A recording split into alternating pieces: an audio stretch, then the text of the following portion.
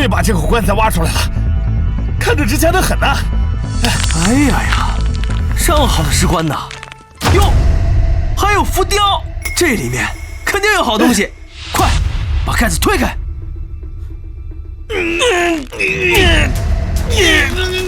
用点力啊！两个人都推开盖子，没人吃饱饭啊！你怎么突然捏着嗓子说话？不是，我还想问你，怎么突然学小孩子说话呢？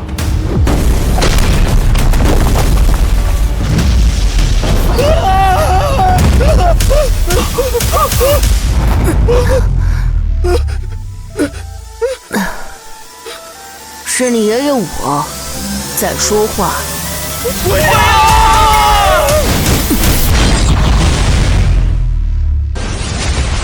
睡一觉就过了100年，修为都生疏了。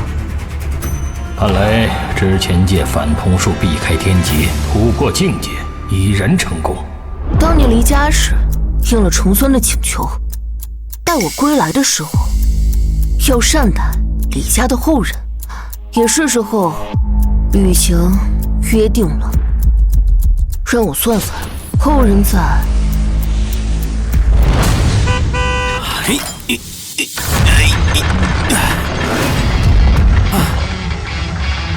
祝业主出行平安。看门狗，赏你的。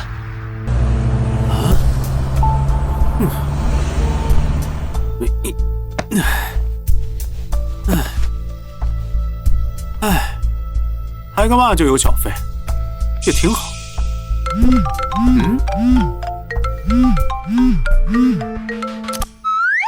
哎，大哥，我这2天马上就发工资了啊，到时候一定还你。哎，好。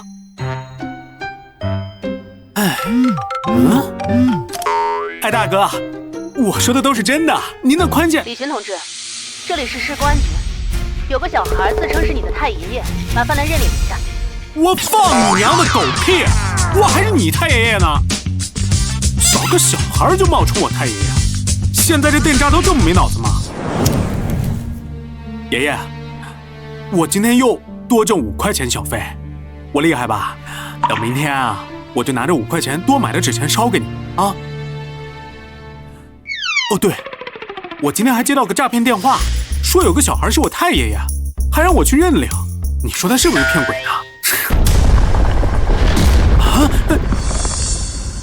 是啊？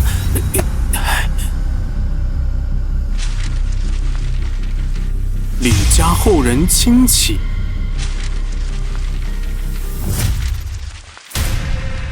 吾太爷离家千里寻反瞳之法，若有朝一日归家，后代子孙务必善待。电话里说的那个，不会真是我太爷爷吧？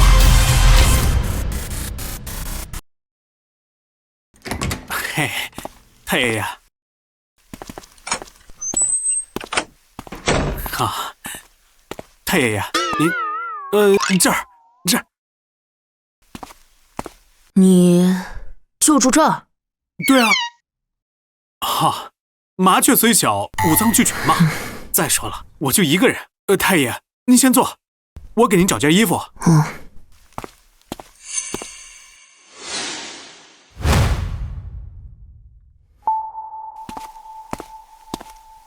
童孙，你放心，你所托之事，我一直记着。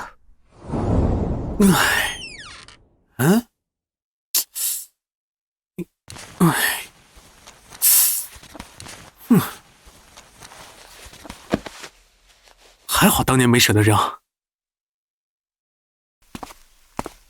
太爷爷，这是我小时候的衣服。衣服简陋了些，但穿着应该很舒服。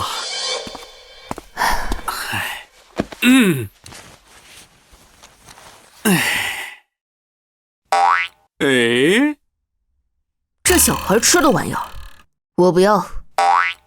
你不就是小孩子吗？那太爷爷，你等我一下，我去下个面。太爷爷，面好了，吃饭吧。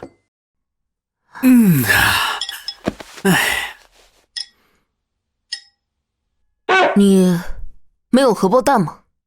哦，我不爱吃蛋，您吃就行。手艺不错，跟谁学的？跟康师傅学的呗。爸妈离婚之后，就把我扔给爷爷了。没过几年，爷爷也走了，如今就剩我一个人了。没想到这才短短100年，李家就落魄成这样了。但这后代倒是心地善良。不过没事儿，现在太爷您回来了，我再努点力，多打几份工，日子肯定会越来越好的。快吃啊，再不吃面都秃了。有我在，不会让你过苦日子的。嗯？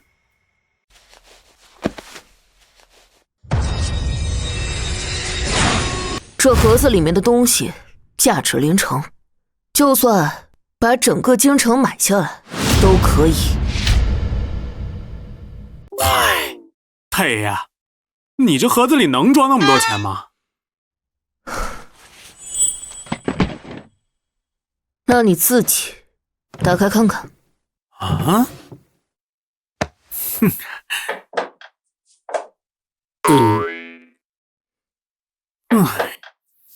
就这么块破木头，能值几个钱啊？哼，你还真别小看这令牌。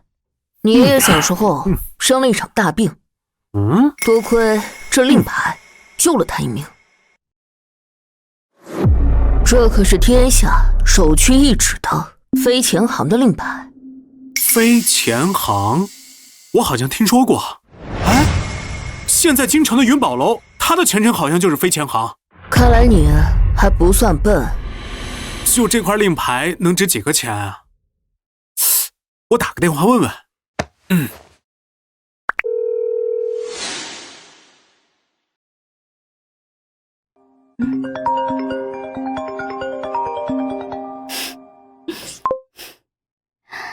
弟弟想通了，是不是不想努力了？姐姐我随时欢迎哦。那个学姐，我有正事要问你，你知道云宝楼的前身是什么吗？元宝楼的前身是前朝的飞钱行，但前朝战火连天，新朝成立后，飞钱行的人就改制成了云宝楼。怎么了？你问这个干什么？学姐，我给你发几张图片，你帮我看看这个东西是真是假啊？过去了。这是飞钱行的红木令。啊，学姐，你认识这个令牌？那当然了，飞钱行的红木令在当时可是比免死金牌金贵。据记载，谁持有此令，就可以以此令号令飞钱行的所有人员为其所用。可是飞钱行已经不复存在了。现在的云宝楼虽然继承其衣钵，但时过境迁，他们还认不认这前朝的古令，可就难说了。好吧，看来我还是没有这个富贵命啊。认不认令无关紧要，闭关前我在飞钱行总号寄存了几十件古董，想来如今应该移交到了云宝楼，我们只需去取出1、2件变卖就行了。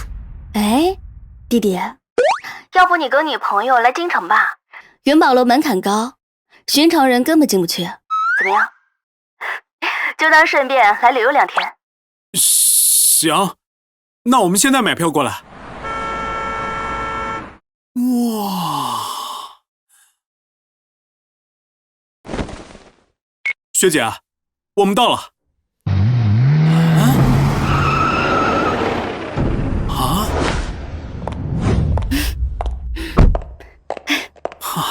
弟弟，你来了。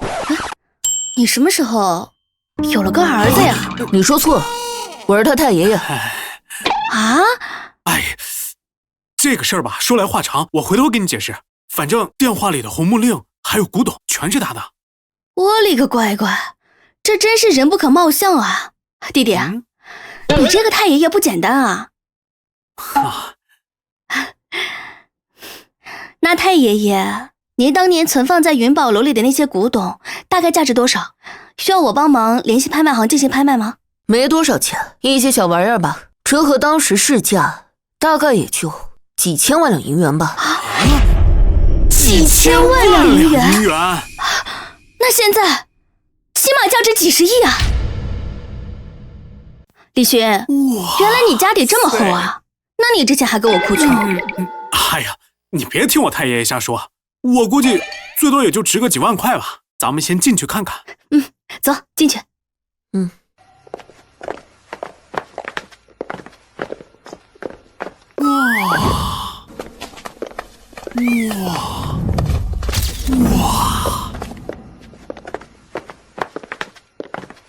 哎，这么多古董，就这么摆着卖啊？当然了，不过1楼的都是些价值相对普通的，真正的好东西还得送到我们家的拍卖行去上拍。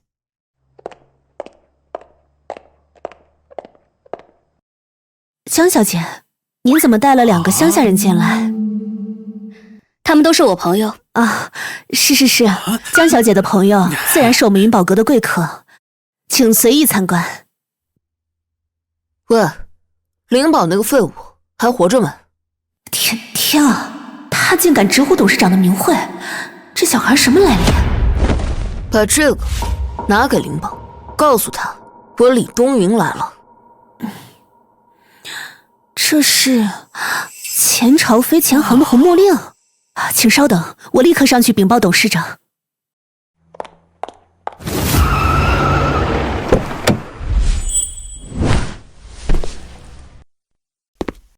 林少，少夫人就在这里面。清场，跟我进去抓人。是。林少清场，无关人员速速离开。那咱们要不要走？不用，他是冲我来的。妈的，老子在醉仙楼等你3个小时，你却跑到这儿跟这个小白脸私会了。江雪岩，你他妈好大的胆子呀！啊！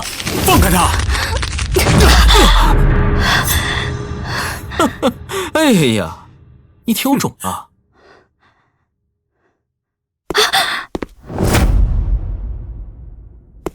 告诉你，在京城，敢和老子作对的，你还是第一个。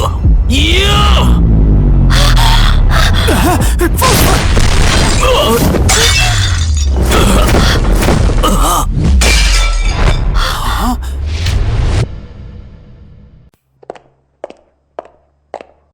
贺总，大堂来了一个叫李东云的小孩，说是林董事长的老朋友。我爷爷都多大年纪了，哪来的什么老朋友？轰出去！是。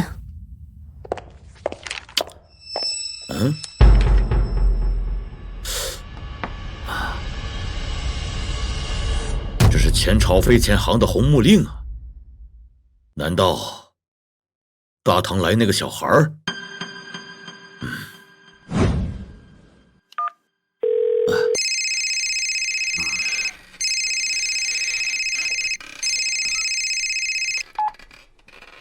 喂，爷爷，我林鹤。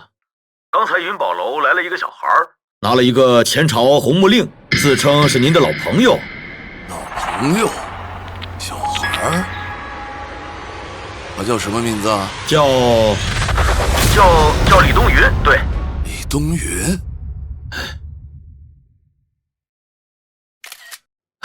爷爷，照片我给您发过去了，您看看是真是假？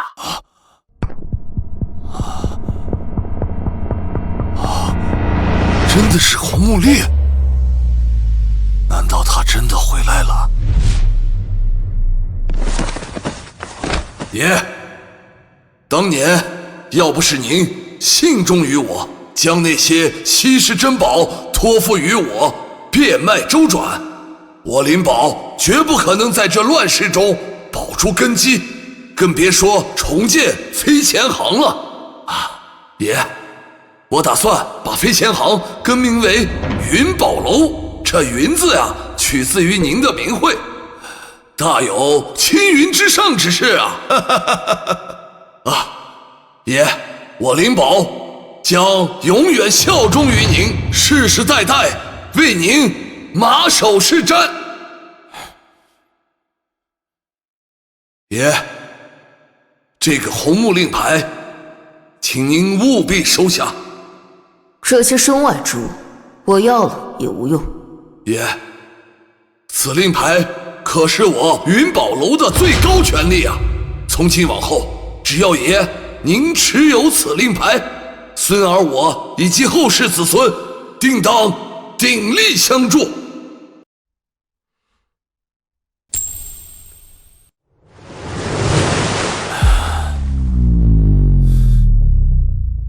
臭小子，你给我记住了，他可是我林家的爷，你现在马上把他伺候好了。不管他老人家有什么要求，哪怕就是砸锅卖铁，也要满足他。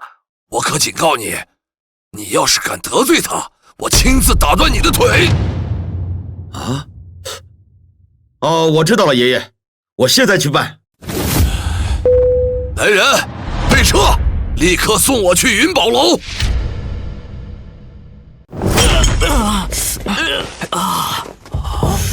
还真有两下啊！怪不得敢和我林文杰抢女人。我吗？妈的，人呢？都他妈死哪儿去了？云宝楼养你们是吃干饭的吗？你们干什么？明明是他先动手打的人。小子，睁大你的狗眼看清楚，我们林少可是云宝楼董事长的重孙，敢动我们林少，活命是吧？还他妈发什么呆呀？啊！给我上啊！今天谁能先把他一条腿打断，老子赏他100万！给我上！住手，林文杰，这是我们之间的事，你不要牵扯无辜的人。哟，这就心疼上了啊！我告诉你们，你们两个今天谁也别想站着，走出这云宝楼！灵宝，就是这么管教后辈的？你这小屁孩儿，个儿不高，话还挺密啊！啊，你算哪根葱啊？敢直呼我太爷爷的名讳？他可是你太爷爷的朋友。朋友？啊？你知道我太爷爷多大了吗？那都快100岁了，能和这个小豆丁是朋友？这还没我腿高呢吧？啊！雪岩，你找机会带我太爷爷先走，我拦住他。你错了，灵宝不过是我当年顺手提携的一个手下，他还不配成为我的朋友。妈的，老子实在受不了了！今天我就替我太爷爷好好教训一下你这个满嘴跑火车的小屁孩！妈的！住手！小叔，您怎么来了？这小犊子在这大放厥词，还想攀扯太爷爷，我替咱们云宝楼好好教训一下他。云也好。啊，小叔，你老糊涂了吧？啊，这就是个小屁孩，你还叫他云爷？再敢对云爷不敬，我扒了你的舌头！你们还愣着干什么？滚出去！这怎么回事？谁干的？小叔，是他！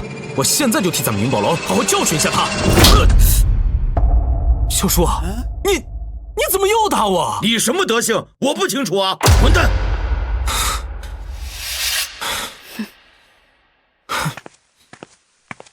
你就是灵宝的孙子？是，我爷爷叮嘱过我要好生招待你，要不咱们1步2楼雅间儿，我存了些前朝的百年毛峰啊。喝茶就不必了，我今天来就是带我这位曾孙来取点零花钱用。这位是您的曾孙？云爷，晚辈准备不周，这卡里头有3000万，一点小小的心意。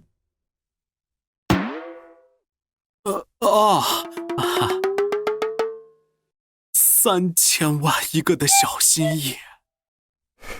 走吧，回家。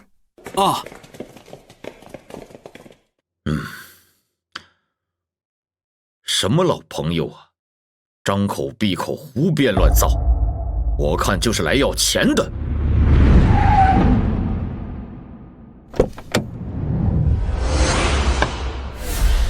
爷爷，您怎么来了？云爷呢？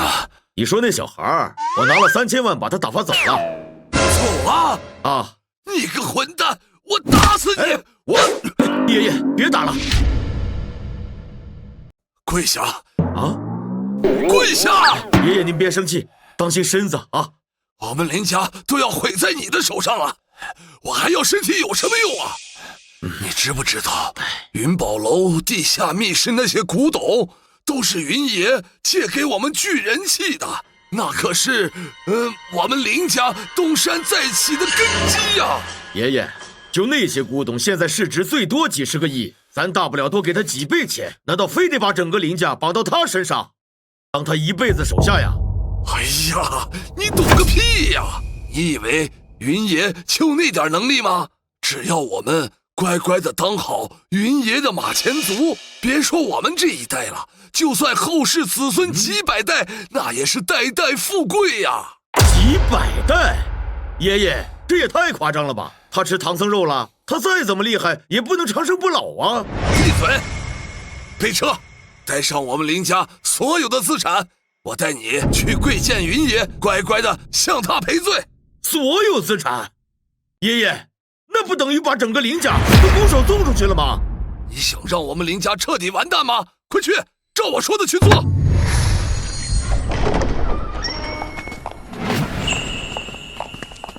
哇！学姐，你一个人住这么大的别墅啊？平时是有点空，现在你们来了，正好热闹点。反正房间多，你们随便住，不收房租。学姐，你还留着这照片呢？当然留着。想当年，你可是我们系的传奇人物，常年霸榜第一，拿奖拿到手软，就连我们系那个眼高于顶的导师都对你赞不绝口呢。那又能怎么样？毕了业我才知道，在这个社会上，光有成绩没用，没有人脉和资源，连个像样的工作都找不着，最后只能回老家种地。嗨，这人生路还长着呢，谁能说得准以后到底怎么样？说不定啊，你马上就要飞黄腾达了，到时候可别忘了学姐我就行。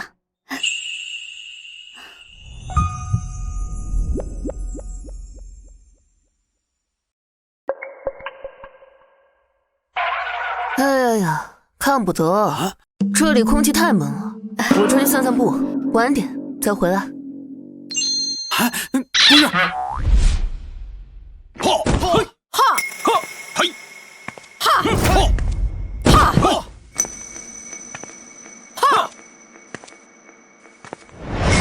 谁？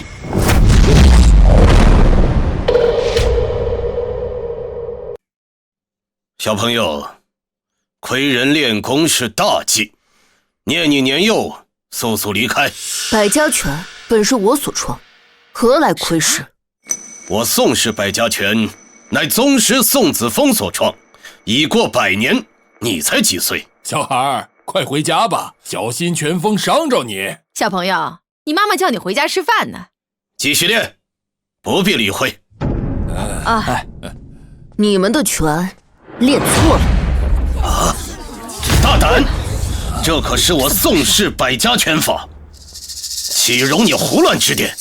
人生天地之间，如白驹过隙，代代相传，也会有出错的时候。你们要是不信，按一下胸口的膻中穴，看看是否有痛感。宋师傅，这是怎么回事啊？我们可是交了几十万的学费呢。就是怎么回事？你说清楚。慌什么？习武之人就要忍耐常人所不能忍耐的痛苦。你们宋家人是不是比常人衰老更快？你怎么知道？你不是说练百家拳可以青春永驻的吗？是啊，你今天必须给我们个说法。就是必须给我们个说法，给个说清楚。也罢，相逢即是缘。今天我就再传百家拳，能学多少是你们的造化了。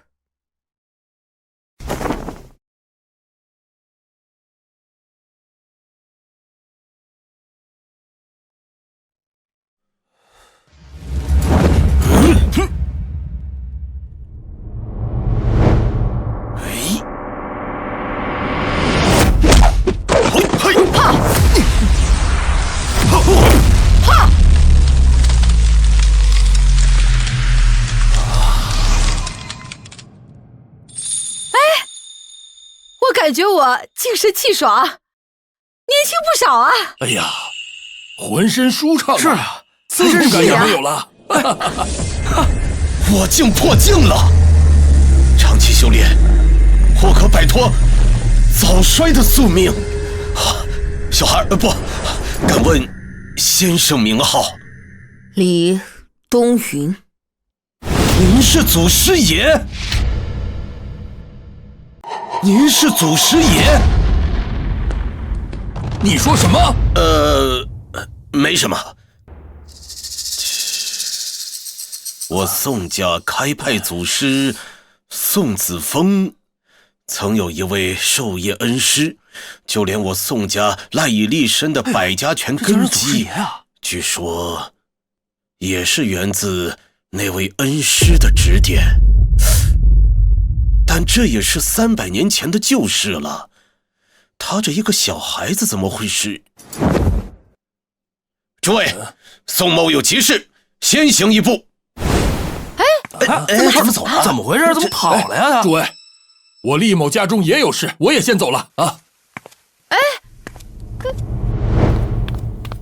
爸，慌慌张张的，成何体统？我今天下午遇到一个小孩，他不仅指出我们百家拳的缺陷，还当场演示了正本清源之法。我只是跟着练了一遍，困顿多年的境界竟突破了。孩童修补拳法缺陷，你确定？千真万确，而且他说他叫李东云，还自称是宋子峰的师傅。他亲口说的？是啊。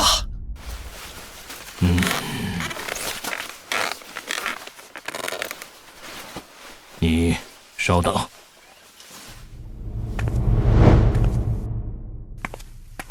先祖宋子峰就是那位被尊为万拳祖师最疼爱的弟子，他们曾经有一张照片，代代相传，到我手中已经有200年的历史了。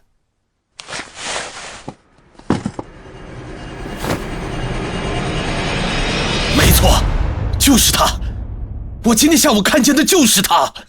虽然照片比较模糊，这个眼神我忘不了啊。难道真的是他回来了？帮我查一个人，照片发你邮箱里了，叫李东云，我要他的全部资料。收到，马上查。警告！警告！触及大厦最高机密，数据查询行为没记录，自动使用全频道信号传递及物理隔离程序。怎么回事？我的电脑好像没信号了。我的也是，所有对外通讯全都中断了。我的也是。所有人待在原地，停止一切搜索，未经许可，不得离开这间屋子半步。郑局，这到底发生什么事了？他回来了。谁？立即调集局内所有特级行动人员，配备最高规格装备，必须以最快的速度找到他，不惜一切代价，必须保证他的安全。是。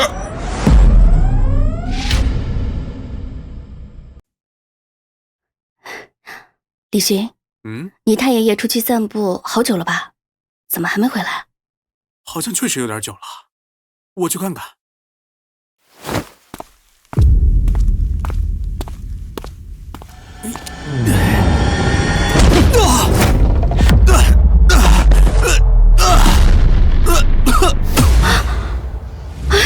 这是要去哪儿啊？问过我的意见了吗？啊？林文杰，你怎么进来的？当然是你那亲爱的奶奶给我的钥匙啊。她老人家呀，可是希望咱俩早点生米做成熟饭，她也好早点抱上重孙子。你做梦！江家现在什么处境你不知道吗？你一个女人，现在应该做的就是匍匐在我林文杰脚下，祈求我的庇佑，这才是你该做的。你放开他！小子，看清楚，这是我特意找来的高手，宋氏百家拳的正宗传人。你那点三脚猫的功夫，想在他手下活命，那简直就是痴人说梦。林少，这小子就是个普通人，下盘虚浮，根本没有练功。那就奇怪了，之前在云宝楼把我打飞出去的不是你吗？那个小屁孩呢？赶快让他滚出来！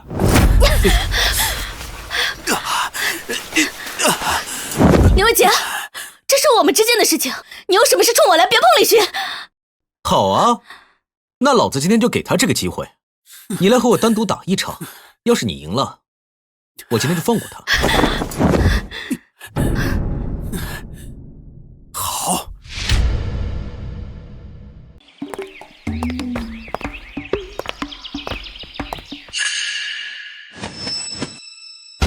不好，我的乖孙！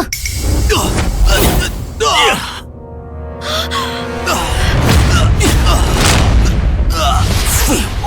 看来在云宝楼动手的真的不是你呀！啊！求求你，别打了！我跟你走，我什么都答应你。妈的，就这么个垃圾废物，也值得你这样对他死心塌地？老子哪点比不上他？放开他！很好，你给老子睁大眼睛看着，老子是怎么让你的女人听话的？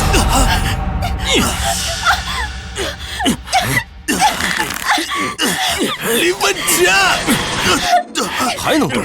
送你上路！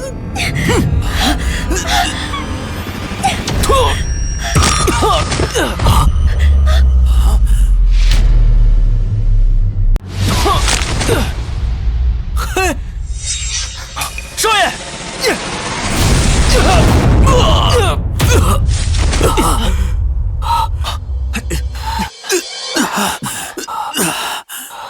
孩子，回来晚了。太爷呀，你带着雪雁先走，我拦住他们。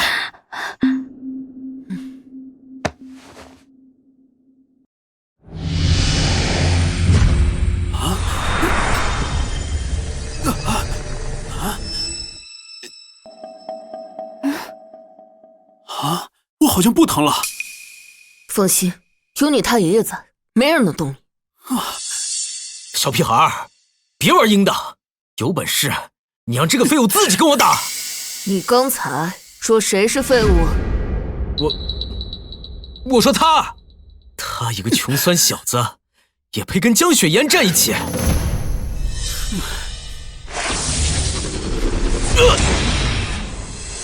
确认无误，李先生就是档案记载中的反同者，这是国家最高机密，请您务必保护好李先生的安全。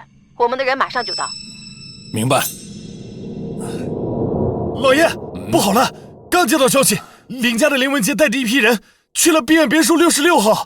66号，那不是李先生的住所吗？好大的胆子！所有人紧急集合，跟我去碧苑别墅66号。在这碧苑别墅，林家人敢动我们的人。啊！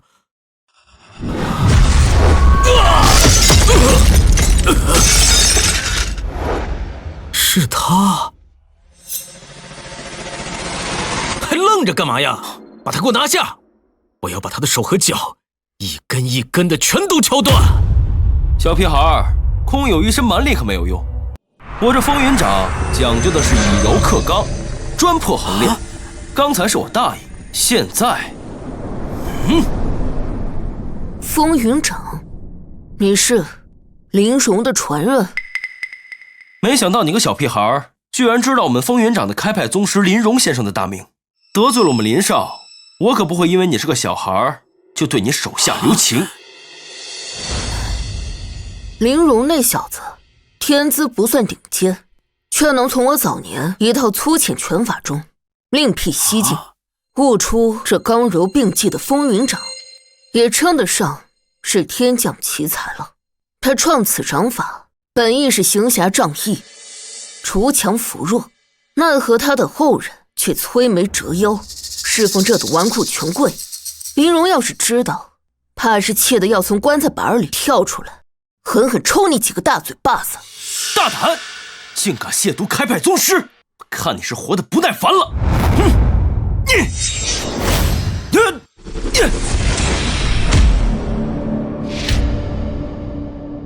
不，你他妈能不能看准了再打呀？啊，这要是打到本少爷身上，那我还不得亲一块紫一块的？对不住，少爷，我没控制好，下次注意。还有下次啊！小杂种，刚才这掌看到了吧？如果打在你这小身板上，不得东一块西一块的？风云掌重义不重利，没想到林荣悟出了这门还算不错的掌法，传到你手里，竟被糟蹋成这般模样，沦为恃强凌弱的工具。今天我就带你那不成器的祖师林荣好好管教一下你这个败坏门风的东西。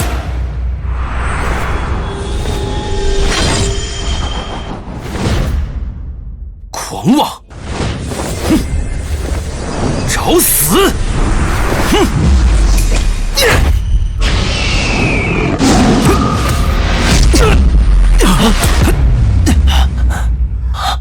我去！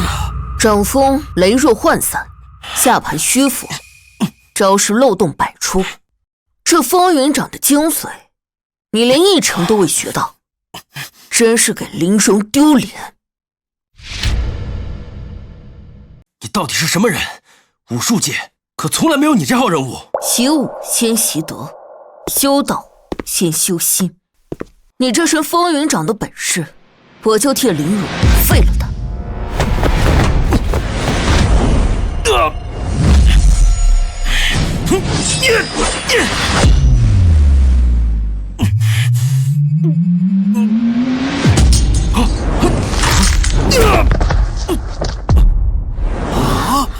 太爷爷，你这么厉害啊！你也教教我呗。拳脚功夫终究是断体之路，要学咱们就学修仙，内家真气，方可制敌。好，我就说呢，你怎么敢动我的女人？原来是后面有个武术大师在给你撑腰啊！可那又怎么样啊？你觉得这样我就拿你没办法了吗？来人！啊！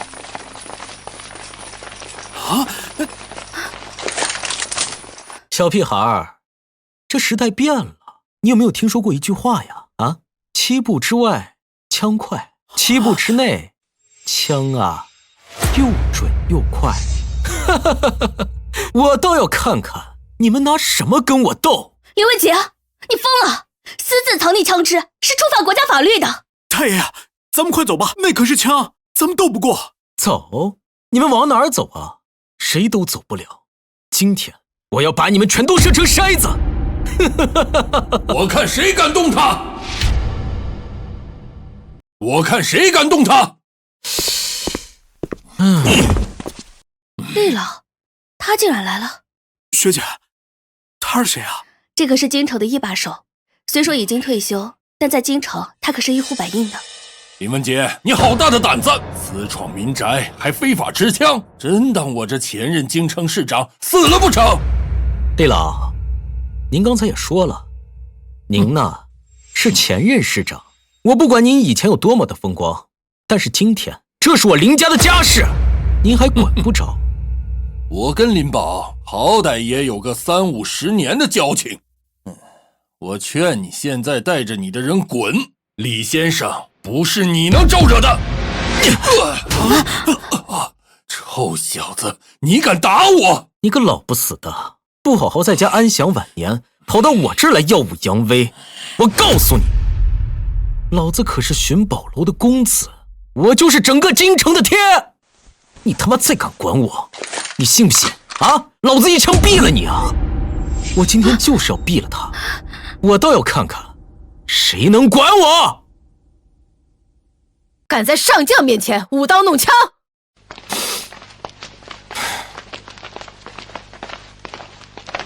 我们只是退休，不是死了。行政要员、银行行长、军队上将，这些都是来帮我们撑腰的。这平时我花钱都见不到的人，今天竟然全来了，难不成是你太爷爷叫来的？你们终于来了。林文杰，这里是京城，你竟敢无视法律，想进去吃牢饭吗？哼，还敢私藏枪支，还不赶紧滚！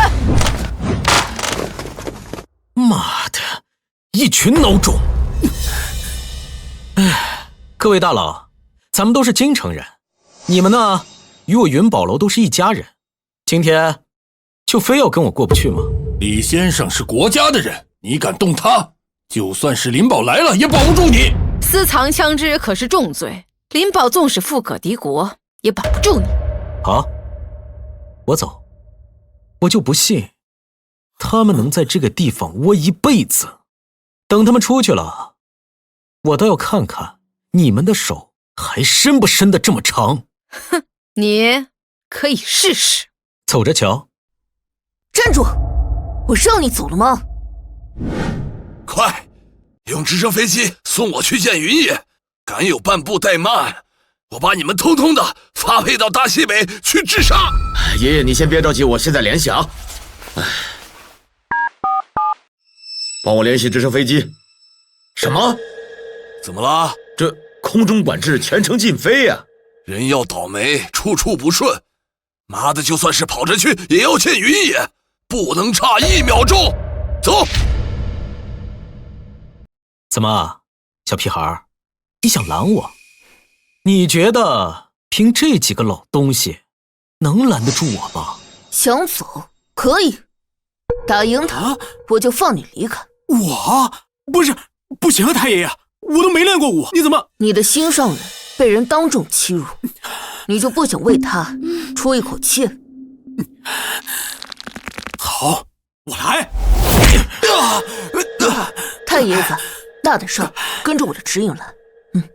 老子3岁习武，6岁精通风云掌，15岁打遍门内无敌手。你一个只会死做题的小镇做题家，也敢跟我打？林维杰从小就有最好的习武资源，请的都是顶尖师傅，李勋硬碰硬根本不是对手，一定会吃亏的。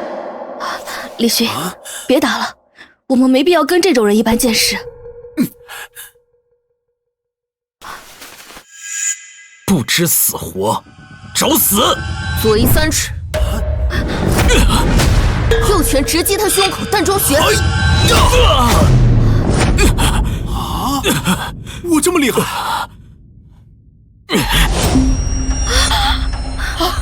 好，走。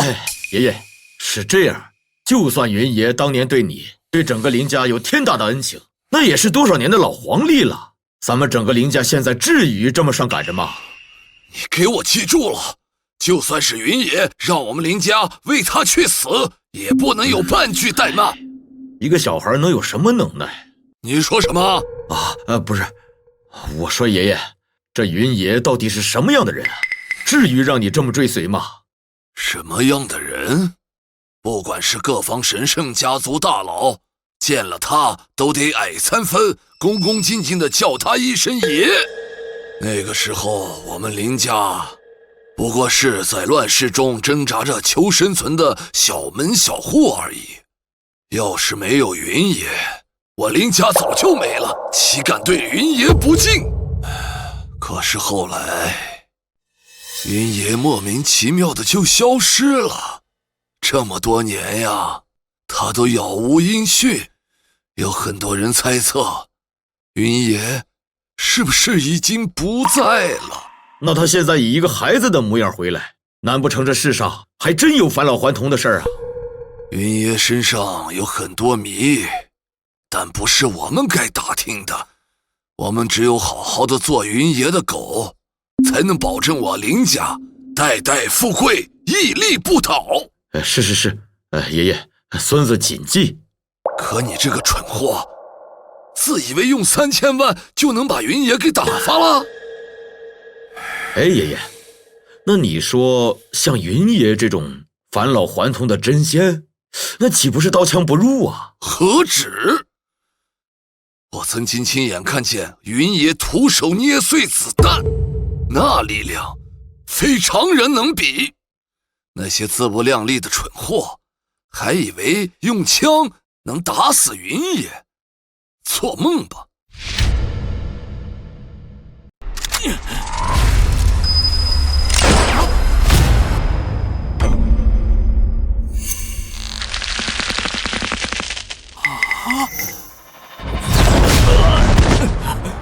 敢在我的眼皮子底下胡作非为，你是嫌自己命长了吗？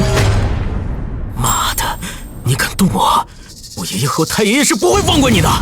正好，回去告诉灵宝，要是还想做我李东云的手下，就带着你一步一叩首来给李寻道歉。我这就去找我太爷爷，把他带来，看你们怎么嚣张。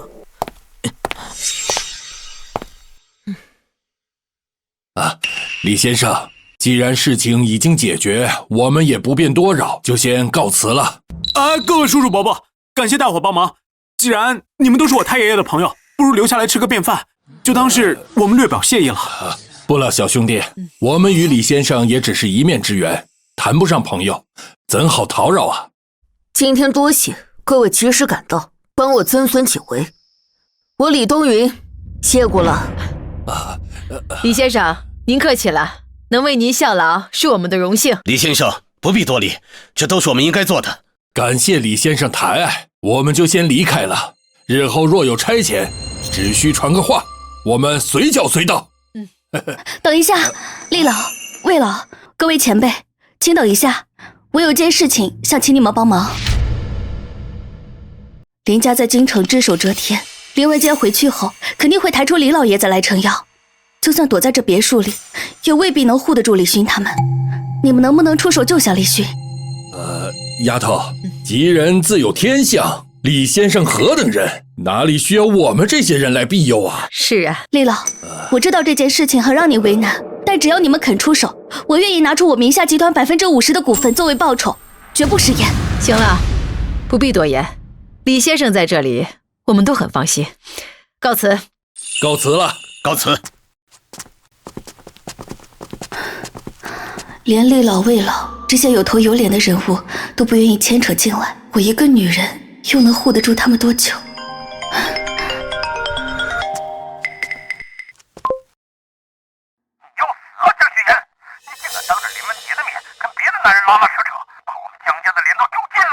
林文杰都跟你说了，他要是不说，我们还被蒙在鼓里。那李寻是什么身份？一个乡下出来的穷小子，没背景没能耐，你跟着他能什么出息啊？林文杰背靠林家，这么好的机会摆在面前，你还不清楚吗？爸，行，别说了，你奶奶已经生气了，赶紧给我滚回来，跟林文杰把婚结了，否则弄死那个叫李寻的小子。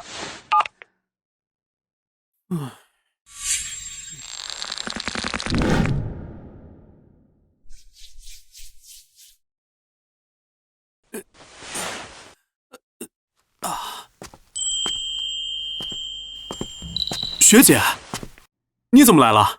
我看你自己上药不方便，过来帮你。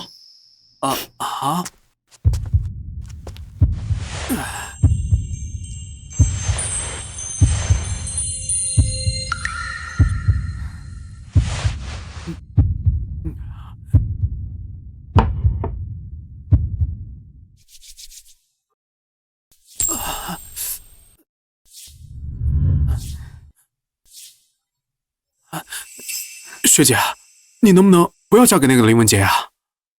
我不嫁给他，难不成嫁给你啊？学姐，我知道我现在什么都没有，给不了你荣华富贵，但我一定会努力，我一定会拼尽全力保护好你的。我相信你。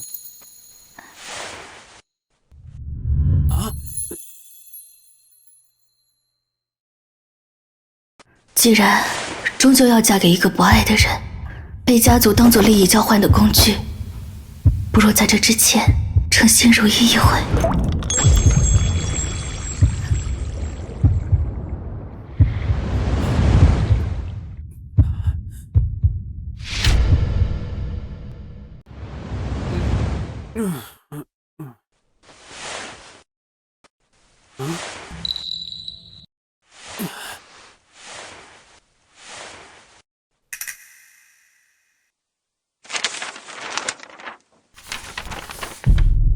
李寻，我走了，原谅我没办法嫁给你。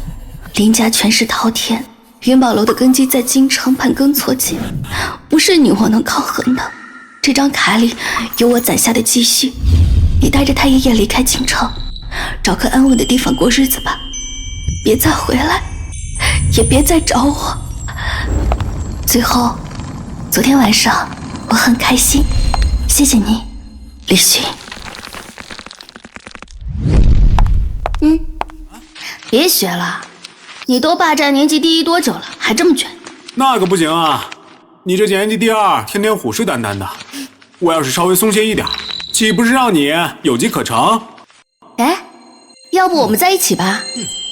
这样我就不跟你抢年级第一了，反正都是一家人，谁当都一样。书呆子。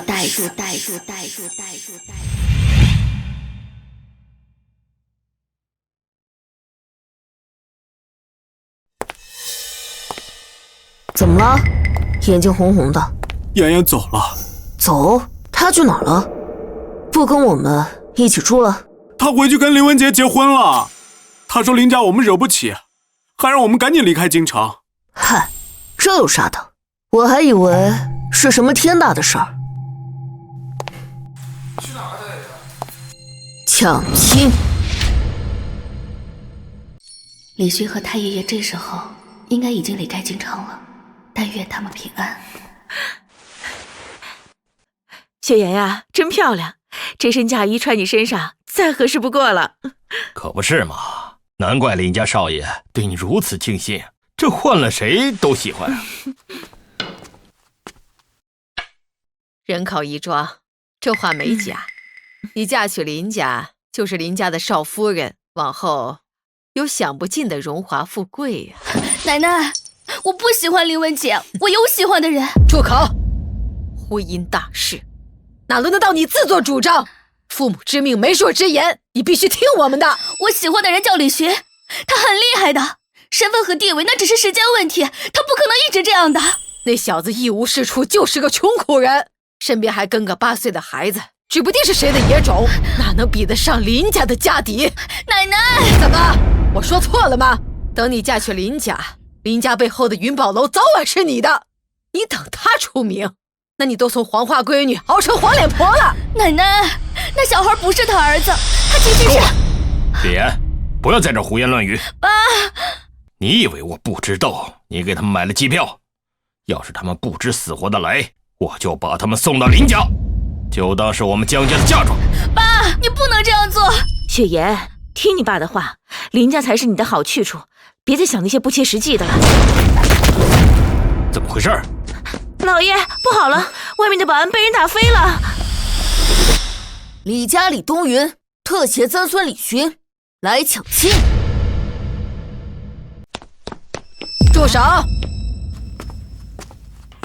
放他们进来，免得被外人瞧见，还说我们江家欺负2个小辈，丢了脸面。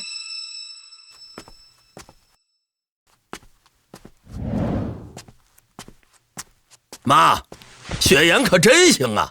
当着林少爷的面，跟别的男人拉拉扯扯，把我们江家的脸面都丢尽了。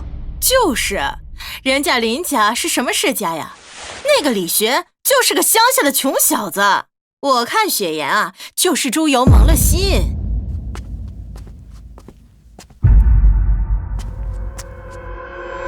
放肆！那什么位置也是你能做的？没事，就是个8岁的小屁孩，错就错了，多大点事儿。奶奶，我是真心想娶雪妍，不管你们提什么要求，我都能满足。你满足什么？我们江家要的荣华富贵，你这辈子都争不来。你就别在这说大话了，赶紧带着你那个小屁孩太爷爷滚蛋吧，别耽搁了雪妍跟人家林少爷的婚事。我现在是没什么本事，但我会努力的。只要能娶雪妍，什么苦我都能吃。就凭你，端杯热茶都嫌烫吧，还想娶我们江家的女儿？你再敢说我曾孙一句坏话，这口气就别想顺过来。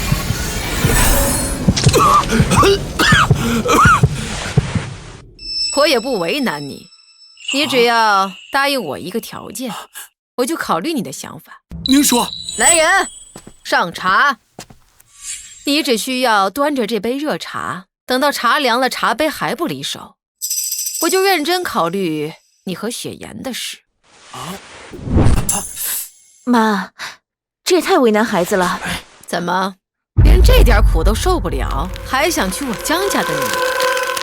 你如果连这点胆量都没有，现在就可以回去，以后别再纠缠雪颜。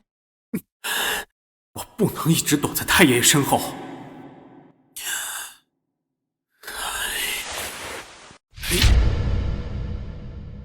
慢着，你们这是强人所难。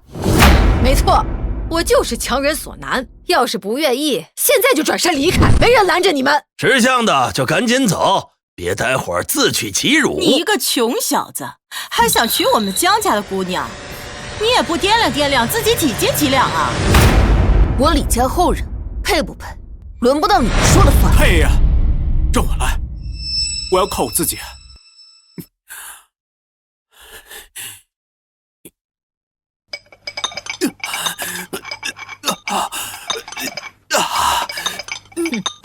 既然来到了我们江家，就得按照我们江家的规矩行事。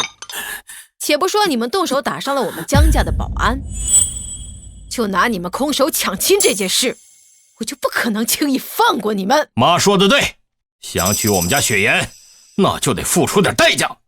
我看他呀，连3分钟都坚持不住，到最后还不是得灰溜溜的滚蛋。来人，茶要凉了，再加点热水。你这是什么意思？可得凉，要是掉到地上，就立刻滚出江家，永远别再纠缠雪颜。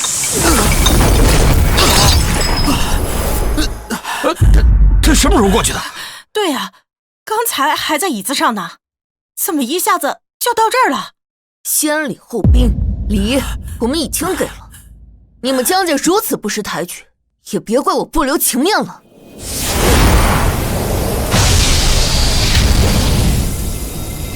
李老，李先生现在人在何处啊？他带着他的曾孙李寻去江家提亲了。提亲？李先生为何突然？对方是什么人家？江家的千金江雪颜，那姑娘跟李寻是旧识。今天江雪颜被家族逼回去，准备嫁给林家的林文杰。李先生和李寻这是去抢亲了。江家，据我所知，似乎并非顶尖门阀。没错，江家是靠拍卖行发家的，这些年生意做得还行，但也只能算是京城的2流世家。攀上林家，对他们来说已经算是高攀了。一个2流世家，哼，他江家真是有眼不识泰山，捧着金饭碗要饭，还要把真神往外赶。这话什么意思？李先生除了武功深不可测，难道还有别的更惊人的来历？李老，你我是多年旧识，今日所言出我之口，入你之耳，绝不可外传，否则你我都担待不起。明白。李先生极有可能是一位真正经历了漫长岁月，通过玄妙法门反同的真仙。反同真仙？郑万海，你不是在开玩笑？这世上怎么可能真的有修仙者？这违背了一切科学常识。但李先生随手便修复宋氏100年拳法缺陷，弹指间令修炼者破境，这是你亲眼所见。那岂不是活了上千年？档案记载模糊，但有线索表明，可能远超我们的想象。他是行走的活历史，是超越我们认知范畴的存在。记住，保密。郑特使，你们一路辛苦了，我这正好得到了一份极品的雨前龙井，我这就去给您泡上，咱们边喝边等江家那边的消息。有劳李老。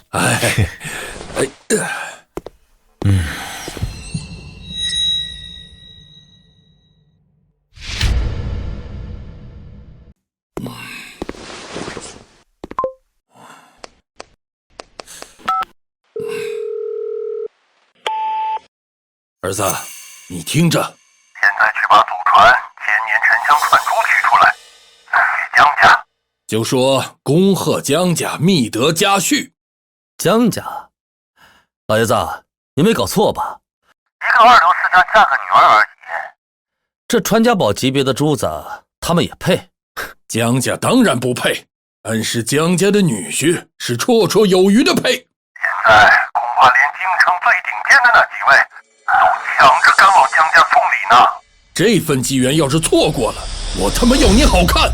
是，我这就去办。老爷子，不过这江家的女婿叫什么？他叫……喂，爸。李俊，我刚刚对你说了什么？你敢利用这些信息为自己谋私利？谁给你的胆子？郑万海，话别说的那么难听，这是天大的机缘，返老还童，修得真仙，与天同寿，逆转生死。你敢说你知道这个消息后，心里就没有一丝一毫的念头想从他那儿得到点什么吗？你敢说吗？冥顽不灵，把他带走。是。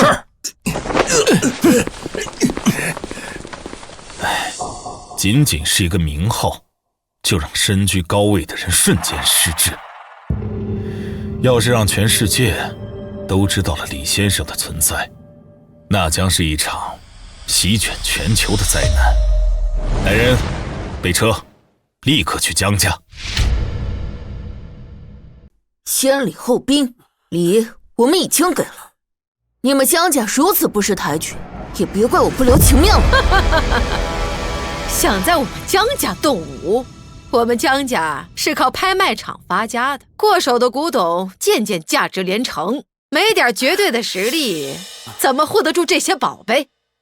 况且婚姻本就该门当户对，要想娶我们江家的女儿，连这点考验都不敢接，往后怎么护着雪颜？如何配得上我们江家？我接。好，够爽快。我的考验很简单，打赢了留下，打输了滚蛋。李寻，你太自不量力了。我妈挑选的人，岂是你这穷小子能对付得了的？你还是趁早认输滚蛋吧，别到时候被打得鼻青脸肿，丢人现眼。我从来没学过拳，怎么可能打得过专门挑选的对手？可我不能退缩，雪颜还在等着我，我必须拼一把。阿虎，上。李寻，这阿虎可是我们江家的护院教头，拳脚练了20多年，这平常3-5个人根本近不了身，现在认输还来得及。哎，像这种不知天高地厚的小子，就应该让阿虎狠狠教训他一顿，让他知道我们江家的厉害。小子，识相的话赶紧滚，免得我动手伤了你，到时候你连哭都没地方哭。我不管，雪颜不想嫁林文杰，我要想带她走，就必须过这关。就你这细胳膊细腿，我一拳就能把你干死架。他若是断了一根手指，我就废你一条胳膊。小屁孩，少吓唬我，我可是江家的护院教头。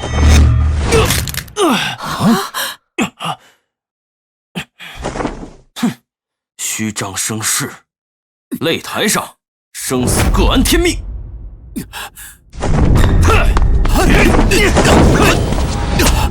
这小子居然躲开了，就这点本事还想娶江大小姐，我劝你还是早点放弃吧。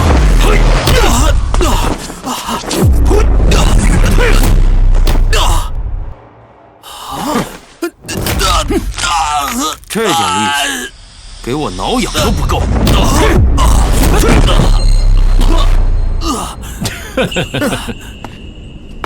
怎么样？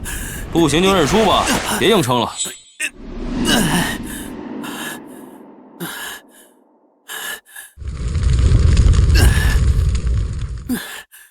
再来！小子有种，我倒要看看你还能撑多久。今天我非把你打趴下不可！凝神，凝神。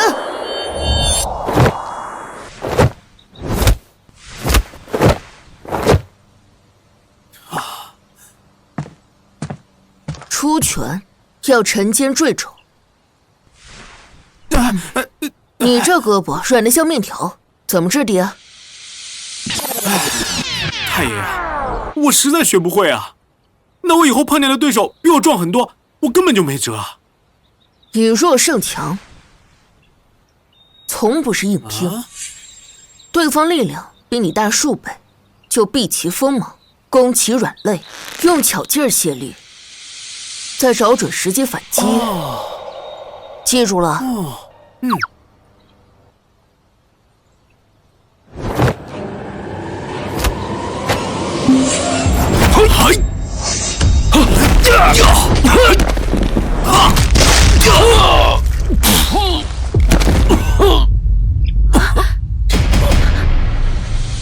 废物东西，连个毛头小子都打不过，还敢称什么教头？给我下去！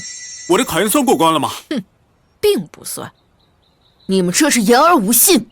我可没说过，他只需要打过阿虎就行。况且这是我江家的地盘，规矩自然由我江家来定。我说不过，就是不过。江家仗势欺人，言而无信，我势必会讨回这份公道。天宇，上！是。小子，我7岁就在江家海山派习武。我们海山派一手为拳，一手化掌，攻守兼备。你这个不习武的毛头小子，在我手上过不了3招。学艺不精，也敢出来丢人现眼？你这小子懂什么？在这胡说八道！今天就好好教训教训你这个不知天高地厚的小子！呀！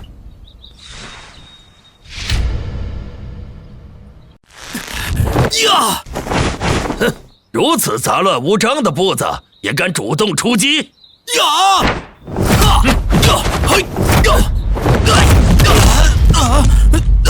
嘿嘿嘿，就这点三脚猫功夫，也敢在我面前班门弄斧？步伐太乱，毫无章法，这样下去必输无疑。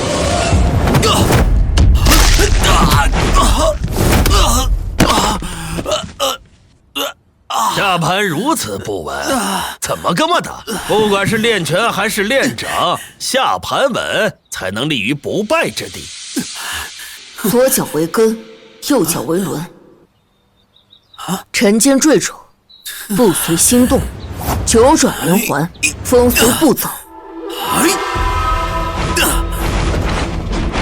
什么？这是？传闻万拳宗师有一门步法，使用时会引动风云变幻，名为九转风游步。难道这就是？不可能！这门功法已经失传了几10年了，除非万拳宗师是你亲戚，亲自教授给你，否则你怎么可能会？好啊，我倒要看看你有几分真本事！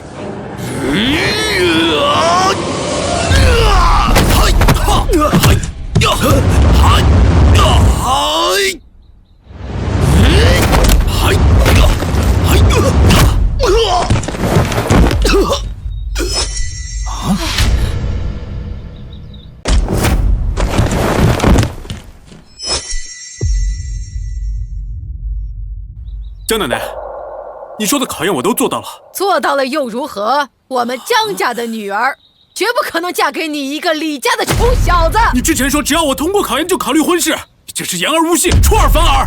放肆！你一个外人竟敢这么说我母亲，简直无礼！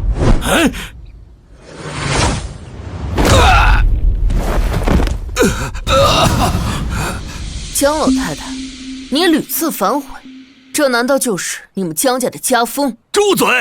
我们江家家风淳朴，怎么能被你坏了规矩？家风淳朴，哼！如今言而无信的人也好意思说家风淳朴，我看你们真是辱没了江梦柔当年打下的江家名声。你个小屁孩，竟然敢提我们老祖宗的名字！当年若不是我指点江梦柔几招，他连立足的资本都没有，何来今日的江家？王口小儿，休在这里胡言乱语！我们江家的事轮不到一个外人在这里指手画脚。雪颜与林家的婚事早已定下婚约，除非林家主动退婚，否则一切都是空谈。但是估计你们没有那个本事。灵宝若是知道我要见他，他得削平了门槛，恭恭敬敬地请我进门。是谁这么大口气，敢骑在我林家头上说话？谁这么大胆，敢骑在我林家的头上说话？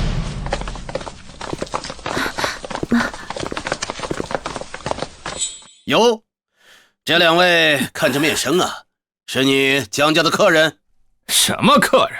这就是两个不识好歹的神经病，要了亲家兴致了，这就把他们轰出去。等等，你应该就是李寻吧？敢觊觎我林家的儿媳妇儿，我看你是不想活了。我是来向江家提亲的，我要娶雪颜。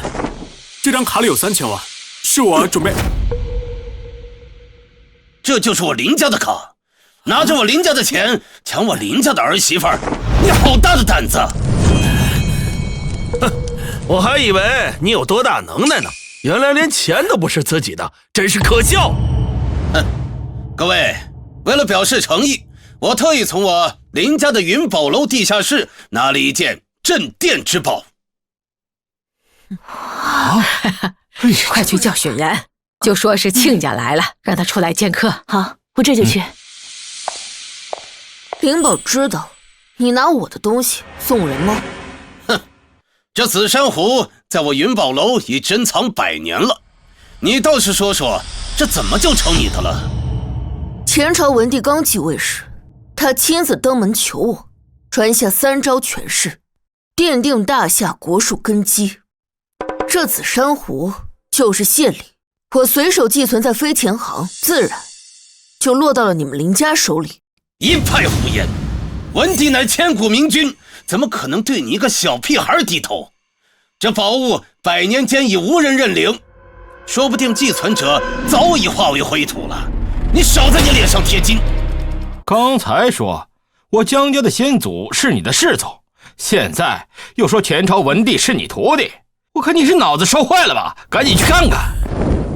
好，那咱们就打个赌，这紫珊瑚若真是你的，我林家与江家即刻终止婚约，我把这紫珊瑚原封不动的还给你。若是你弄虚作假，你就跪下给我磕3个响头。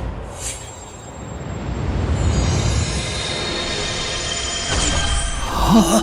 这文帝相赠，东云真仙，这上面真有你名字啊！你叫李东云？如假包换。小屁孩，你吹牛皮都不打草稿。前朝距今已经500年了，文帝早已化为黄土了。你要是当年受赠之人，恐怕是连骨头都烂没了，怎么可能是一个小娃娃的模样？就是，你这撒谎也不讲点逻辑呀！500年前的人还能活到今天？今天若不把话说清楚，就别想活着走出江家的大门。信不信由你们。灵宝当年亲手接收，你问问他便知。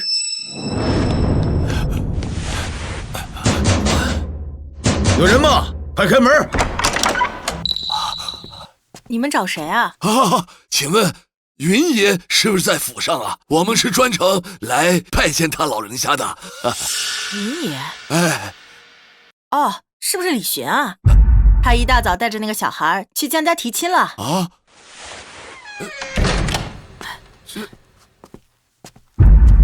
江家有几个女儿？就一个呀，叫江雪颜。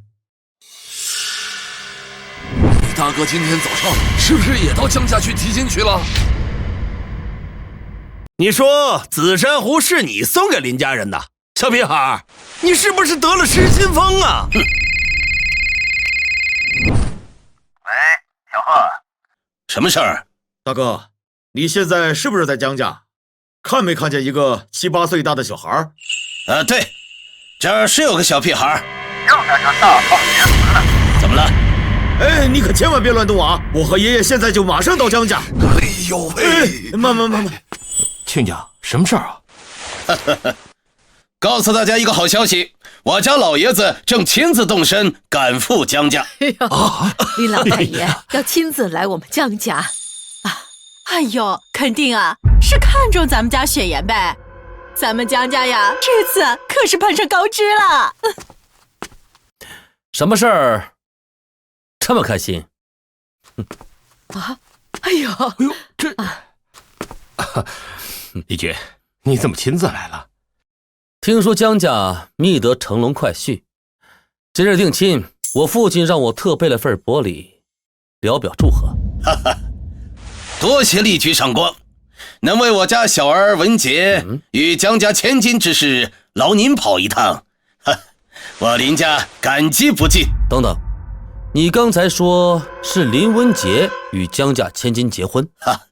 正是，犬子林文杰与江家雪颜今日定亲，我家老爷子也正在赶来呢。不对呀，我接到的消息分明是说江家今日女婿是一位了不得的大人物，林文杰算哪根葱也配称大人物？难道消息有误？啊，您可能还不知道，林家林宝老太爷也在来的路上，亲自来为我孙女的婚事长眼。果然是惊动了大人。李军，您这什么意思啊？前几日京城全线禁严，市区部分道路封锁，海陆空3线调度让行。我们内部也只是接到了1级警戒的通知，说是有位了不得的人物悄无声息地进了京。我的天哪，这么大动静啊！就为了一个人？不过是睡醒活动下筋骨，才几天功夫，就把这京城搅得风声鹤唳。哼，有些人呀，恐怕这辈子都没见过这等阵仗，只能躲在角落里说酸话。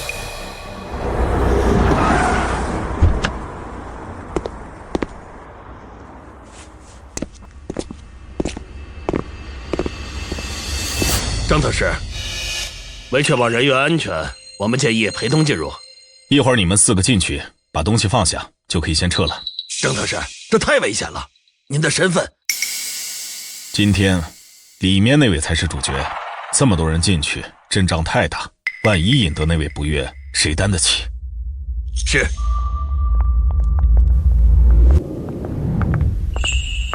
雪颜来了。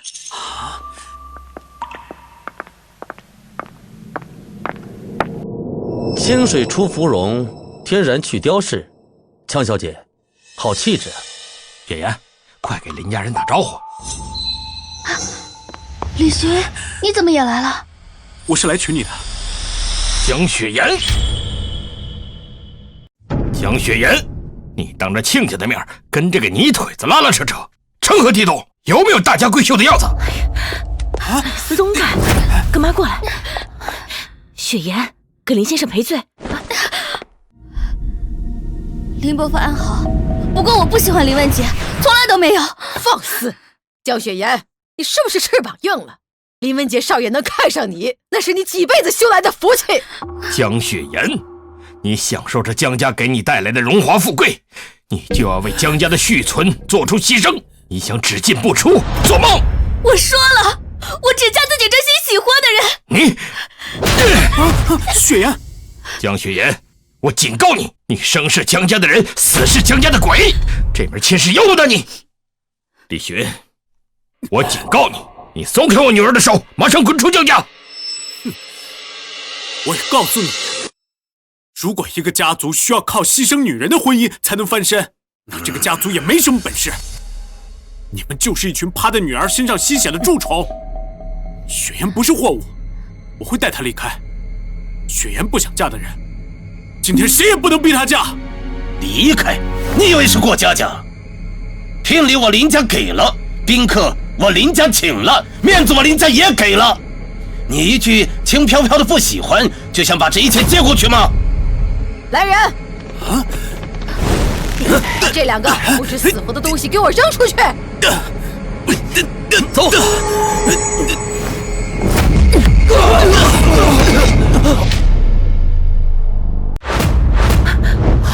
滚！啊！有我在，无人能伤李寻分毫。丫头，你说是留是走？今日有我在，无人可以左右你的选择。我想离开这里。太爷爷，今天咱们本来就是来抢亲的，既然道理说不通，那就打出去。好，这才是我李家的好儿郎。反了！你们两个泥腿子，以为凭点拳脚就能在我江家撒野吗？国安局特使到！啊！大夏国安局特使郑万海携众礼登门拜访。啊，哎呀，郑特使，小孙女一场婚事，怎么还劳动国安局的贵客？哈哈，老夫人言重了。恭喜贵府觅得乘龙快婿，郑某也是奉命前来道贺，理所应当。哦，郑特使，您太客气了。呈上贺礼。此乃前朝镇边大将军佩剑，破军，寓意新人勇武刚毅，辟邪镇宅。啊，第二件，西域进贡极品文房四宝，寓意新人琴瑟和鸣，书香传家。前朝宫内秘制紫金麒麟兽，祥瑞之兆，寓意新人子嗣昌盛，福泽绵长。这些都是前朝宫里的手艺，真的国宝啊！郑特使，这些礼物太贵重了，我林家感激不尽。国安局特使奉命道贺，林宝能有这么大面儿？哎呀，郑特使，实在不好意思，犬子文杰前几日不小心受了些伤，现在正在家中静养啊，他不能亲自向您道谢，否则我必定让他磕头敬茶。家中静养？林先生，你这话是什么意思？江家今日的乘龙快婿李寻李先生，不就好端端的站在这里吗？啊！又冲我来的！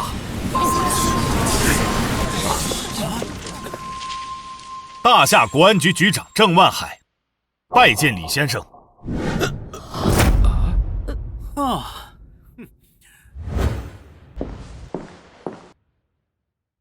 真理好仪容，别丢了我们林家的人。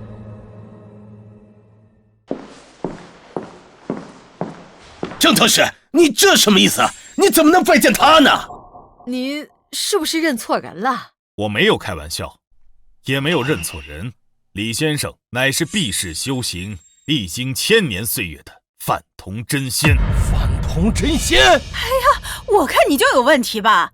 什么国安局特使？该不会是外面的冒牌货，跑到我们江家来，在这装神弄鬼的吧？你说他是反同真仙，我还说我是玉皇大帝呢！郑特使是吧？我有个问题想当着大伙的面跟你再确认一遍。请说。你口口声声说这位李先生是反同真仙，可否有文件说明？没有。好，你在这装你妈呢？好，你在这装你妈呢？接着装，还国安局特使，我看你就是彻头彻尾的骗子。厉正明是吧？你父亲厉军当年也算是个人物，识大体，知进退，只可惜养出你这么个蠢货。我就说哪里不对劲，都是骗人的把戏。郑万海，我看你名字都是假的。还有这一堆破烂货，什么前朝将军剑，我看这就是地上淘来的破烂货。混账，这可是国宝，假货而已，砸了又能怎样？来人！这哪有人呢？真是可笑啊！早知道就不让他们先走了。来什么人啊？你找的是群演吧？他们看情况不对，是不是领了盒饭下班了？是不是李家这2个人指使你的？说出来，我可以放你一马。我算是见识了什么是有眼无珠、愚蠢之极。你们段子是自己的后代，得罪的是你们永远无法想象的存在，可悲可叹呐！死到临头了还嘴硬，把他给我拖出去！李先生，你难道就这么看着吗？灵宝，再不出现，你们林家就等着化成灰吧！是云爷，云爷发火了！快！小鬼，你嗓门还不小啊！小杂种，你竟敢直呼我家老爷子的名讳！把他给我拖出去！住手！李老太爷，您来了，这里呀有点小麻烦，我们马上就能处理好，绝不会耽误文杰跟雪颜的婚事。老爷子，您终于来了！灵宝，给江家贺喜了！能找这样的乘龙快婿，那可是你们江家百年修来的福啊，那可是天大的福气啊！果然，林老太爷是来给林家接近场场面，还说得如此隆重。哎呀，林老太爷过奖了，过奖了。呵，把东西快拿出来。哎，江老夫人，这是我银宝楼，不是我整个林家目前能调动的所有资产，里边是8000亿的流动资金。我爷爷说了，这是给江小姐的聘礼之一。传我命令，立刻把云宝楼地下密室里的所有奇珍异宝都拿来，我要物归原主。老爷子，那些物品都是无主可任啊，归什么原主呀？闭嘴！灵宝拜谢云爷。灵宝，你这是把我的话放在心上了？你是不是忘了什么？灵宝忘带什么？云爷，我可是把林家所有的资产全部带来了。看来你真是忘了。正了，回去告诉灵宝，要是还想做我李东云的手下，就带着你一步一叩首来给李寻道歉。想起来了吗？我的话是让你带着他一步一叩首来给李寻道歉。现在人呢？云爷，你儿子文杰呢？老爷子，文杰前几天在碧苑别墅受了点伤，现在正在家里养伤呢。找东西，快带我去找他！老爷子，怎么就这么走了？那8000亿还给不给呀？不是来提前送钱的吗？怎么跑了呀？都怪你，直呼林老太爷的名讳，还说了不吉利的话，定是你冲撞了林老太爷。江家这群白痴，很明显林家要悔婚了。江老太，我突然想起家里煤气没关，先走一步，告辞。李举，都是你们两个丧门星，江家的百年基业全毁在你们手里。那林老爷分明是给太爷爷下跪了，你们能看不见吗？太爷爷，他肯定不是普通人。闭嘴！什么下跪了？那林老太爷是年纪大了，头昏没站住。赶紧去找他，跟他生米煮成熟饭。那嫁谁不是嫁？当你成了当家主母，想要什么没有？我死也不会嫁给林文杰那个人渣。什么熟米馊米，江家就是昏了头了。来人，去家访。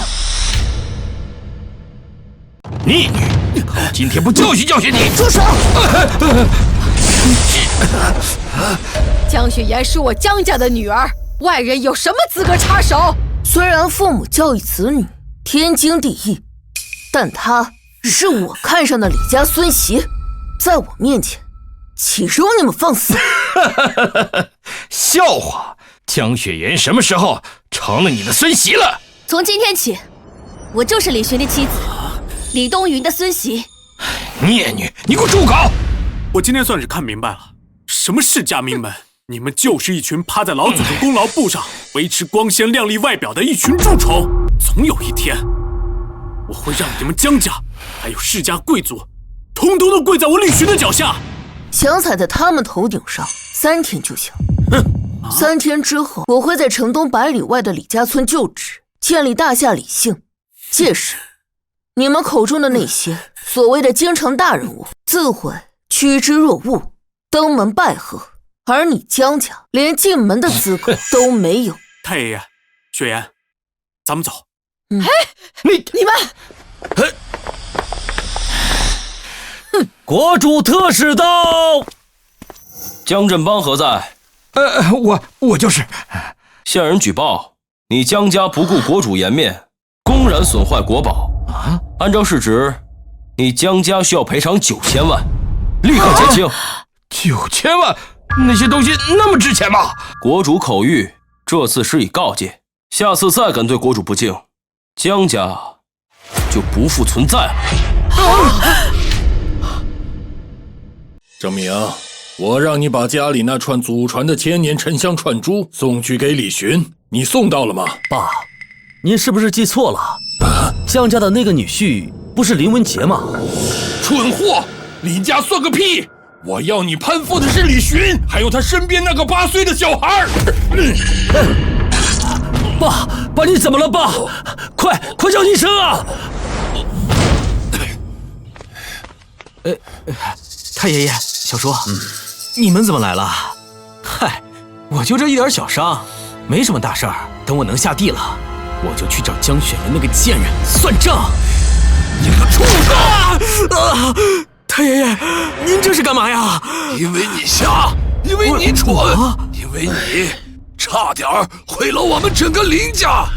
爷爷，别生气，再气坏了身子。这种见血的事儿，孙子来做就好。处理得干净点儿。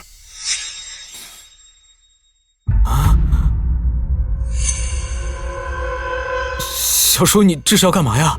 小叔，爷爷，你在干什么呀？文杰可是你亲孙子呀！我跪也跪了，赫儿手上也沾了血了，就是为了弥补你们父子俩捅出来的天大的窟窿。从今天起，你再也不是我的孙儿，把他给我扔出去！爷爷，太爷爷，您真的是修仙者，活了很久很久。仙人扶我顶，结发受长生。几百年前，我感知大限将至，天劫临头，为了寻求一线生机，我留下一封家书，便独自前往天山绝域，寻找古籍中记载的反同秘术。寻儿能有你，是他的福气。以后有你这丫头掌家，就算我离开，也能放心了。离开？太爷，你要去哪儿？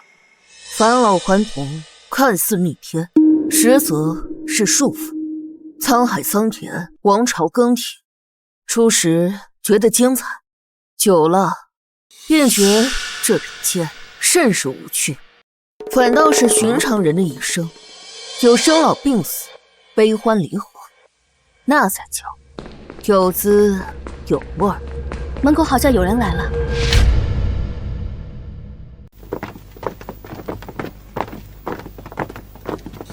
李雪，你当初不是说3天就让我们江家高攀不上？哼，现在3天已过，除了我们，还有谁来过你这狗窝呢？我记得我说过，江家一个二流世家，不配进我李家的门。雪颜，李寻他就是个小人，背地里举报我们损坏国宝，导致我们江家赔付了近90%的家产。这种人配不上你，还是快回来吧。郑特使不止一次提醒过你们，你们就是不听。如今都是你们自作自受，况且从头到尾我从来没有举报过你们。哼，我看你们啊，就是羡慕我们江家和林家的婚约，还有那个郑特使，他要出现在我面前，我非得讨个说法。我看是谁要找我讨说法？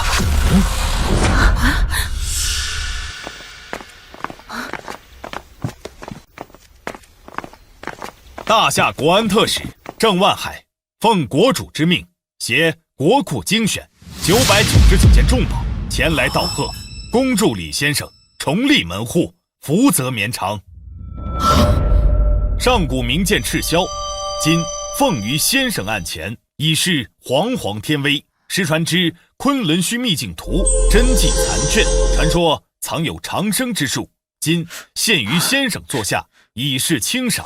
天外混沌星髓，万载难逢，运造化之机，可助不世之神器。这怎么可能啊！赠李先生聊表心意，国主特令在下转告，其余996件重宝移转至西山脚下，将专门为先生建造一座李氏博物圣院，用以陈列所有贺礼，永世供奉，供后人瞻仰李先生之荣志。啊，这样子，国主有心了。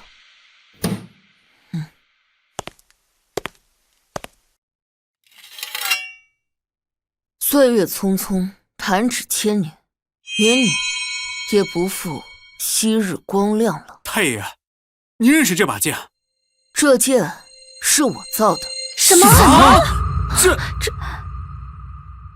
先秦之时，我偶得一块云铁，遂于赤秦山下结庐，化名赤秦子，耗费3年心血铸成此剑，后赠于一刘姓少年。没想到辗转千年，又回到了我手里。我倒是差点忘了，原来你们还都在这儿。来人，把这些狂徒给我抓出去！厉局早就告诉过我们，你根本就不是什么国安的特使，你是个冒牌货。对，厉局是前任京城市长厉军的儿子，他会不认识你吗？既然你们这么想见厉局长，那我就把厉正明带上来。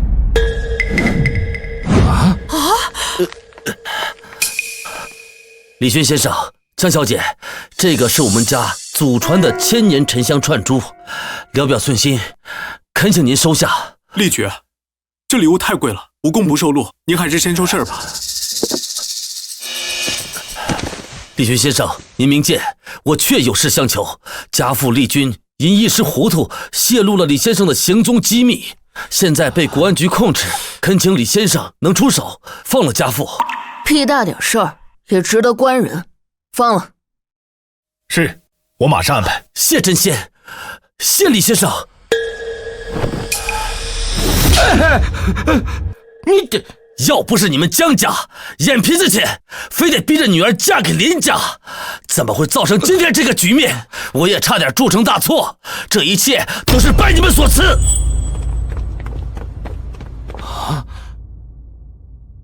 京城商会携37处产业地契，市值逾500亿，愿献于李氏，从族之列，永沐荣光。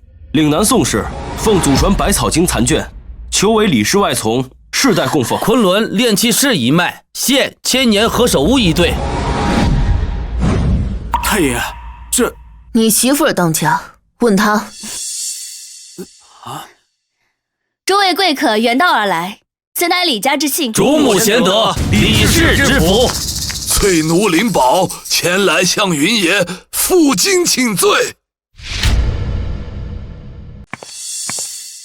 翠奴林宝前来向云爷负荆请罪。云爷，这里面是林文杰的头颅，他有眼无珠，冒犯了云爷，罪该万死，请云爷降罪。哦，林文杰真的死了？扔了吧。林宝斗胆，叩请云爷再给我们一次改过自新的机会吧！我林家世世代代做李家的奴仆，鞍前马后啊！现在当家的是荀儿，你问他。李家家主，求您给我们留一个生的机会吧！哦，献上这张卡，卡里有8000亿，是林家所有的资产。全当孝敬家主新婚大礼。另外，在大夏东面的东瀛岛，早年便是我林家的私产，岛上的温泉正好适合度蜜月，也一并奉上啊！妈，雪颜，是奶奶看走眼了，我糊涂啊！这些富贵啊，原本也应该有咱们一份的。哎呀，是啊，雪颜。都是爸的错，爸跟你承认错误，归根结底你是江家的，一个笔写不出2个江字啊！你帮衬娘家，你就让李家给我们江家一点好处，好不好？我与江家早就两清了。老公，你说怎么办？我听你的。没收江家所有家产，资助山区，江家所有人发配大西北，种树防沙。带走。雪岩，不要，雪岩，雪岩，救命啊！雪岩。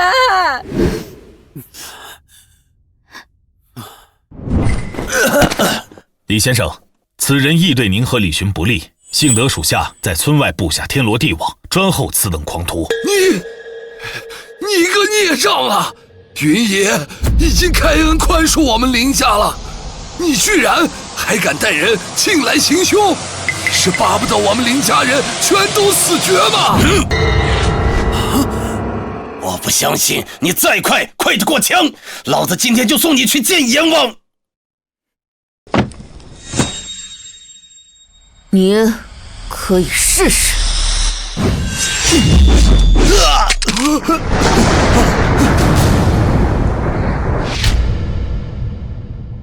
怪物，真是怪物！我不是早就跟你说了吗？云爷他不是凡人，他是仙人。若不是云爷宽宏大量，你早就被剁成肉酱了。李先生正万海斗胆，愿辞去国安局一切职务，只求跟随李先生，哪怕端茶倒水、洒扫庭院也心甘情愿，只求能日日沐浴仙气，沾一份延年益寿的福泽。你可知这世间几百年前，尚有山川灵气可供修行，可历经数朝战乱，生灵涂炭，那点微末仙气早已消散殆尽，哪还有什么仙气可惜？不过延年益寿未必非要修仙。这是我早年游历天下时集百家之长创出的一套拳法，名为四季长生功，不修内气，不练神通，只强筋骨，养气血，每日练习可强身健体，百毒不侵。谢李先生此法，万海必将此法广传天下，让更多人得享长生之福。太爷爷，你要走了？人间事已了，我也该去寻自己的路了。玄儿，江丫头，你们很好，李家有你们，我放心了。太爷爷，那我以后遇到困难了，我该怎么找你啊？遇事不决，可问春风。春风不语，即随本心。恭送真仙。